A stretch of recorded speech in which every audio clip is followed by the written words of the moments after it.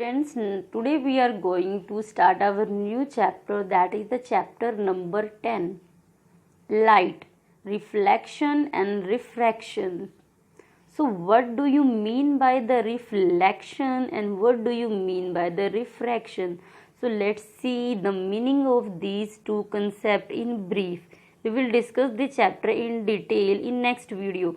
So today it is the just for basics of this chapter. So what is the reflection? Before this you have already know about this phenomena. Reflection एक ऐसा phenomena है या एक ऐसी process होती है जिसके अंदर जो लाइट है वो किसी स्मूथ सरफेस से हिट करने के बाद रिफ्लेक्ट हो जाती है या फिर बाउंस बैक हो जाती है। इस फिनोमिना को हम कहते हैं रिफ्लेक्शन। रिफ्रैक्शन क्या होता है? रिफ्रैक्शन एक ऐसी प्रोसेस है, एक ऐसा फिनोमिना है जिसके अंदर जो लाइट है वो एक मीडियम से दूसरे मीडियम के अंदर मूव करती है। एंड इसमें जो आपके पास जो बाउंड्री है या जो मीडियम है वो यहाँ ट्रांसपेरेंट है आपके पास। So this is the refraction and reflection. So let's see the basic points of this chapter. First, that is the light is a form of energy which enable us to see the object. हमें पता है जो light है वो energy की form है और light किसी भी ऑब्जेक्ट को देखने के लिए ज़रूरी है, क्योंकि अगर आपके आसपास अंधेरा होगा तो आप किसी भी ऑब्जेक्ट को ईजिली नहीं देख पाओगे। अगर आप देखना चाहते हो किसी भी ऑब्जेक्ट को, अपने आसपास के एरिया को, तो आपको लाइट ज़रूरी है। In this chapter we will study about the phenomena of reflection, refraction using the properties of light. इस चैप्टर में हम रिफ्रैक्शन और रिफ्लेक्शन की फिनोमिनास के बारे में पढ़ेंगे, इनकी स्टडी करेंगे लाइट की प्रॉपर्टीज के रिस्पेक्ट में। That is the straight line propagation. It mean जो लाइट है वो स्ट्रेट लाइन में हमेशा मूव करती है। Light wave travels from one point two another point along a straight line. यानी कि जो लाइट है वो हमेशा स्ट्रेट लाइन में मूव करती है। ऐसा नहीं कि वो जिगजैग मूवमेंट शो करेगी या फिर वो बार बार जो लाइट है वो कुछ इस तरह शो होगी। नो, वो एक स्ट्रेट पाथ में मूव करती है। So let's see what is the reflection of light. Reflection of light. When the light is allowed to fall on highly polished surface such as mirror, most of the light get reflected. यानी कि जब light किसी smooth surface पे या जो बहुत अच्छे से पॉलिश्ड सरफेस है जैसे कि मिरर, जैसे ही लाइट उस सरफेस के ऊपर हिट करती है, उस सरफेस से टकराती है, वो सरफेस उस लाइट को रिफ्लेक्ट कर देता है, बाउंस बैक कर देता है।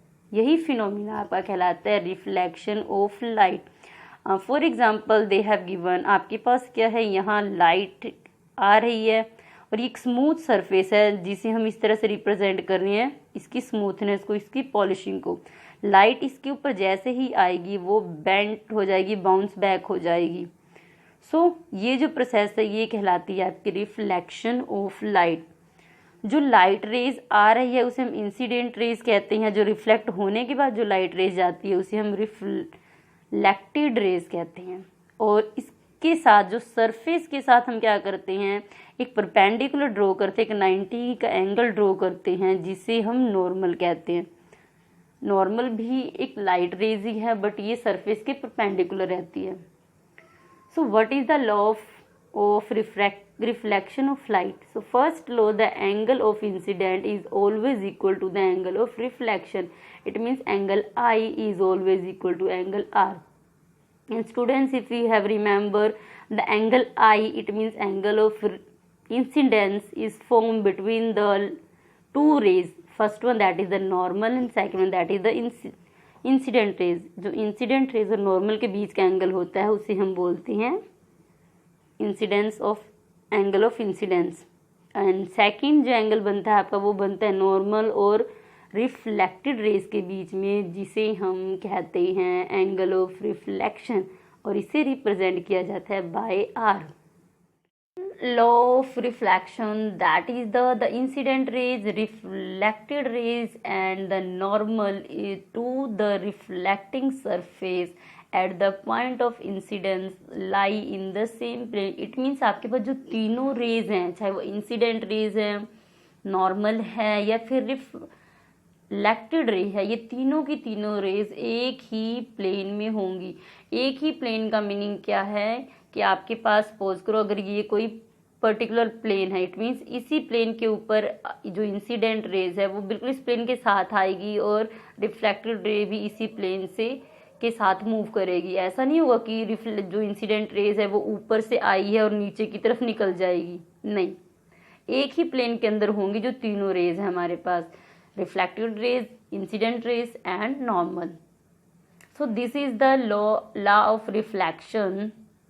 And now next one, that is the image formed by the plane mirror. So जो इमेज प्लेन मिरर के अंदर बनती है, यानी कि जो मिरर हम घरों में यूज़ करते हैं, dressing mirror, as a dressing mirror use करते हैं, उसके अंदर जो इमेज होती है उसकी क्या क्या क्वालिटीज़ होती हैं या फिर वो कैसे बनती है, हम उसके बारे में इसमें पढ़ेंगे।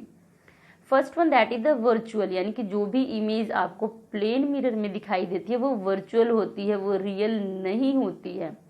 रियल और वर्चुअल का मीनिंग क्या होता है? Real and virtual, real means जो लाइट रेज हैं जहाँ पर ये एक दूसरे को कनेक्ट करेंगी, अगर ये रियलिटी के अंदर एक दूसरे को कनेक्ट करती हैं उस टाइम जो इमेज बनेगी उसे हम बोलते हैं रियल इमेज। बट जो प्लेन मिरर है वो हमेशा इरेक्ट और वर्चुअल इमेज बनाता है, यानी कि एक ऐसी इमेज जो कि आपको स्क्रीन पर शो नहीं होगी।